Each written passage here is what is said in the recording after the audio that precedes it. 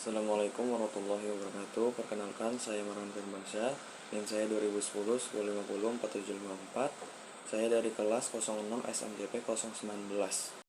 Topik yang akan saya bahas yaitu reputasi merek terkenal yang hancur karena salah strategi pemasaran.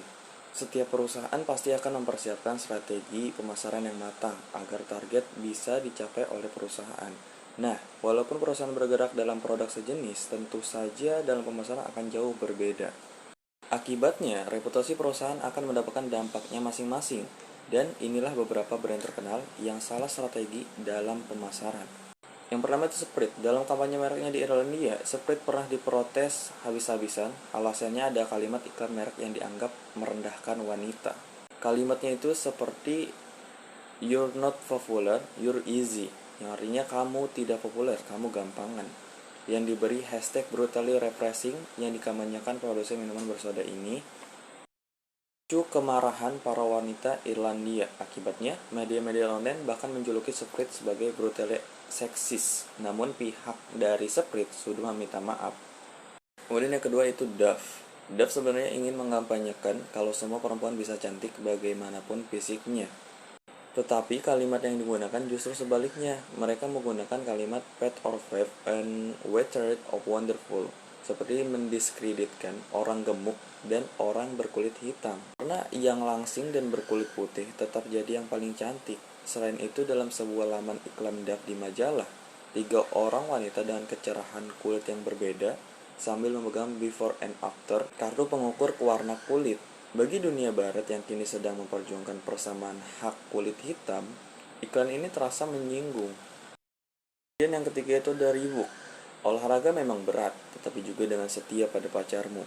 Kalau kamu harus memilih salah satu, pilihlah setia pada olahraga, bukan pada pacarmu. Kalimat yang digunakan perusahaan sepatu ini dalam iklan membuat merek besar mengalami masalah tahun 2012. Kalimat tersebut menasihati para pria agar selingkuh dari pacar mereka. Kemudian yang keempat itu Burger King. Buka mulutmu dan katakan ah. Burger King punya suguhan spesial untukmu. Cheeseburger sepanjang 7 inci yang menggoda untuk kamu hisap. Yang diluncurkan pada tahun 2009 ini memiliki muatan seksual, tentu saja menuai protes di negara Singapura yang konservatif. 5 tahun sejak iklan tersebut disiarkan, model yang wajahnya ditampilkan dalam poster tersebut mengklaim bahwa Burger King tidak meminta izin jika fotonya digunakan dalam kampanye Blow Your Mind. Pihak perusahaan malah menyalahkan firma periklanan Singapura yang telah membuat kampanye berbau seduktif. Dan yang kelima, Hyundai. Tahun 2013, Hyundai merek mobil buatan Korea Selatan merilis iklan kontroversial yang disiarkan di Inggris. Iklan tersebut menggambarkan seorang pria yang mencoba membunuh diri dengan masuk ke dalam mobil Hyundai iX35 dengan garasi tertutup.